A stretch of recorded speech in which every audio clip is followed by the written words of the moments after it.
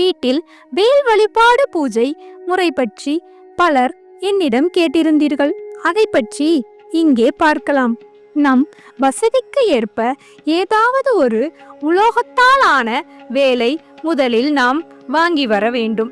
பிறகு நாம் அதற்கு அபிஷேகம் மற்றும் அர்ச்சனை செய்ய வேண்டும். முதலில் எப்படி அபிஷேகம் செய்ய வேண்டும் என்று பார்ப்போம்.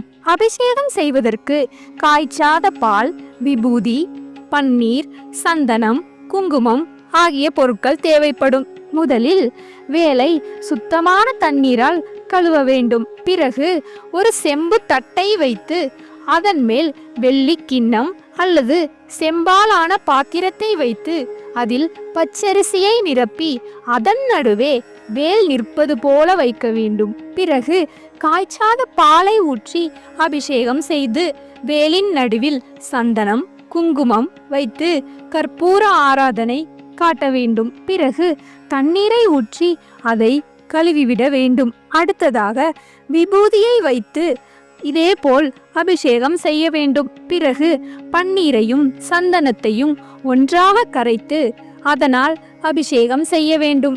அபிஷேகம் முடிந்த பிறகு வேலை அரிசியில் இருந்து எடுத்து சுத்தமான துணியை கொண்டு துடைக்க வேண்டும். பிறகு செம்பு பாத்திரத்தில் இருக்கும் அரிசியை எடுத்து வேறொரு தட்டில் கொட்டிவிட்டு செம்பு பாத்திரத்தை சுத்தமான துணியை கொண்டு துடைத்துவிட்டு அதில் புதியதாக பச்சரிசியை நிரப்பிவிட்டு வேலை மீண்டும் அதில் நிற்க வைக்க வேண்டும். தட்டில் இருக்கும் அபிஷேக நீரை நாம் தீர்த்தமாக பயன்படுத்தி கொள்ளலாம். அபிஷேகம் முடிந்த பிறகு நாம் வேலுக்கு அலங்காரம் செய்ய வேண்டும். அலங்காரம் செய்த பிறகு அர்ச்சனை செய்ய துவங்கலாம். அர்ச்சனை செய்ய செவ்வரளி பூ அல்லது பன்னீர் ரோஜா சிறந்தது. வேல் பதிகத்தை பாடி அர்ச்சனை செய்ய வேண்டும். அப்படி இல்லை என்றால் 108 முறை ஓம் சரவண பவ என்னும் மந்திரத்தை கூறி அர்ச்சனை செய்யலாம்.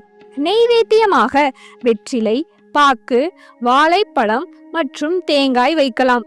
தங்கள் வசதிக்கேற்ப சர்க்கரை பொங்கல், பாசிப்பருப்பு பாயாசம் என்று கூட செய்யலாம். இந்த வேல் வழிபாட்டில் கடைசியாக நாம் மறக்காமல் கண்டிப்பாக கந்தசஷ்டி கவசத்தை பாராயணம் செய்ய வேண்டும். இந்த வழிபாட்டை நாம் காலையிலோ அல்லது மாலையிலோ செய்யலாம். மேலும் இந்த வழிபாட்டை செய்யக்கூடிய நாட்களாக கருதப்படுவது முருகனுக்கு உகந்த நாட்களான சஷ்டி, கிருத்திகை, விசாக நட்சத்திரம் உள்ள நாட்கள், பரணி நட்சத்திரம் உள்ள நாட்கள், செவ்வாய்க்கிழமை அல்லது வெள்ளிக்கிழமை போன்றவை ஆகும். இந்த நாட்கள் அனைத்திலும் செய்ய இயலாதவர்கள் மாதம் ஒரு முறையோ அல்லது வாரத்தில் ஒரு முறையோ இந்த பூஜையை மேற்கொண்டு வரலாம்.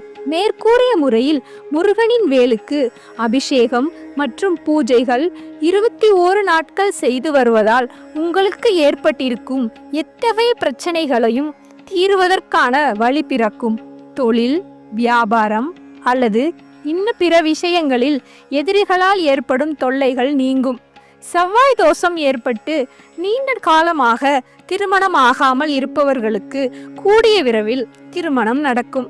குழந்தை பாக்கியம் இல்லாமல் அவதிப்பட்டவர்களுக்கு நல்ல அழகான ஆரோக்கியமான குழந்தை பேறு கிடைக்கும். உங்களையும் வீட்டையும் பீடித்திருக்கும் துஷ்ட சக்திகள் ஒளியும். காரிய தடை, தாமதங்கள் ஆகியவை நீங்கும்.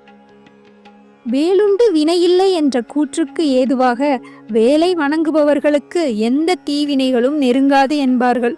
முருகனுக்கு வேலை அருளியவர் சிவபெருமான். அந்த வேலுக்கு சக்தியை அளித்தவர் பராசக்தி. இதனால் இரட்டை சிறப்புகள் வேலுக்கு கிடைக்கின்றன. முருகனின் 6ஆம் படை வீடான சோலையில் இன்னும் வேல்தான் மூலவராக உள்ளது. வேலை தினமும் வழிபடுவது நல்லது. குறிப்பாக செவ்வாய்க்கிழமைகளிலும் வெள்ளிக்கிழமைகளிலும் வேலை நிச்சயம் வழிபட வேண்டும். மேலும் கிருத்திகை, பங்குனி உத்திரம், வைகாசி, விசாகம் முதல் முருகனுக்குரிய நாட்களில் வேல் வழிபாடு மிகவும் அவசியமாகும். நண்பர்களே, இந்த பதிவு உங்களுக்கு பிடித்திருந்தால் எங்கள் சேனலுக்கு சப்ஸ்கிரைப் செய்யவும், லைக் செய்யவும் மறக்காதீர்கள். நன்றி. அடுத்த காணொளியில் சந்திப்போம். முருகனின் அருளுடன் உங்கள் வாழ்க்கை சிறக்கட்டும்.